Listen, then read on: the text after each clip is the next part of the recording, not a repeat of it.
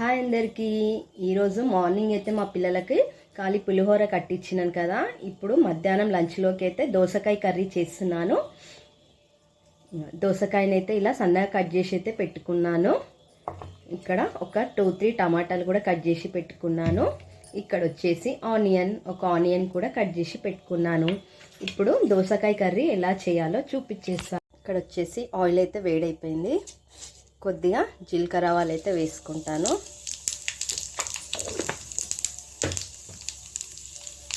జీలకర్ర ఆవాలు కొద్దిగా ఫ్రై అయిన తర్వాత అయితే ఇక్కడ ఆనియన్ కట్ చేసి పెట్టుకున్నాను కదా, ఈ ఆనియన్ కూడా వేసేసుకుంటాను.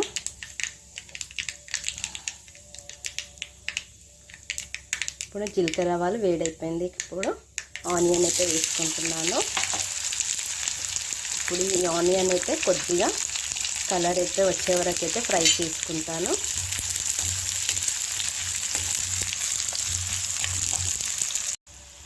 ఆనియన్ అయితే బ్రౌన్ కలర్ అయితే వచ్చేసింది కదా. ఆనియన్ అయితే ఇలా ఫ్రై చేసుకున్నాను. ఇప్పుడు ఇందులో కొద్దిగా ఒక 1/2 టేబుల్ స్పూన్ అయితే అల్లం వెల్లుల్లి పేస్ట్ అయితే వేసుకుంటాను.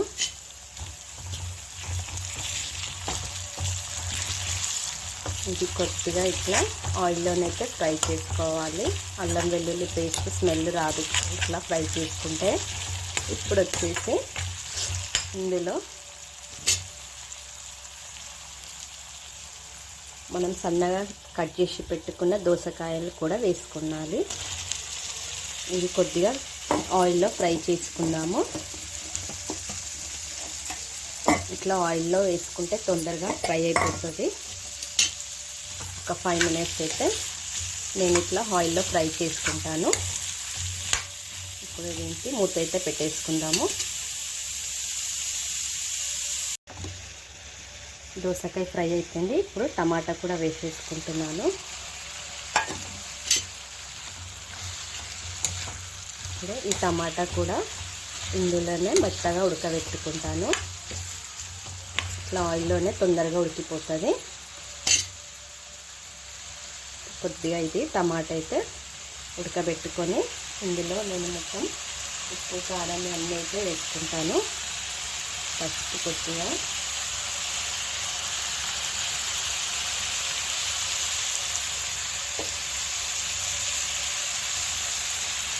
సాల్ట్,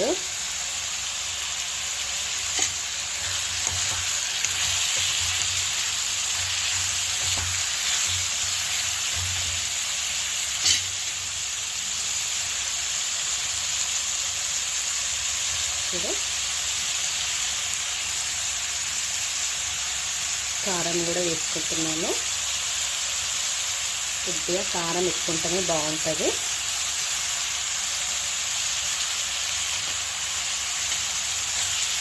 ఇప్పుడు దీన్ని ఇట్లా కలిపేసుకొని అయితే మొత్తము కొద్దిగా వాటర్ అయితే వేసుకుంటాను. ఇందులో కొద్దిగా వాటర్ కూడా వేసేసుకున్నాము.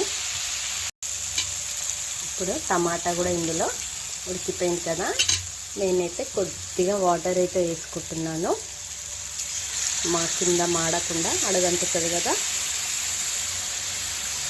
కొద్దిగా వాటర్ అయితే వేసుకొని ఒక 5 మినిట్స్ అయితే ఇట్లా ఉడకబెట్టుకుంటాను. మూత అయితే పెట్టేసుకుంటాను. ఇప్పుడు అంతే, చాలా ఈజీ దోసకాయ కర్రీ.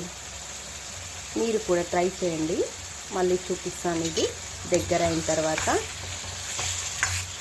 ఈ మొత్తం దగ్గర ఉడికిన తర్వాత ఆయిల్ పైకి వచ్చేస్తుంది కదా, అప్పుడు అర్థమైపోతుంది కర్రీ అయిపోయినట్టు. చూసేద్దాం 5 మినిట్స్ తర్వాత. ఇక్కడ వచ్చేసి ఆయిల్ అయితే పైకి తేలింది కదా, కర్రీ ఉడికిపోయినట్టు. నేనైతే ఇలా కొద్దిగా అయితే కొత్తిమీర కూడా వేసేసుకున్నాను. ఇక్కడ వచ్చేసి కూర అయితే రెడీ అయిపోయింది. నా స్టైల్లో దోసకాయ కర్రీ రెడీ. నచ్చితే లైక్ చేయండి, సబ్స్క్రైబ్ చేయండి. బాయ్ అందరికీ మరి.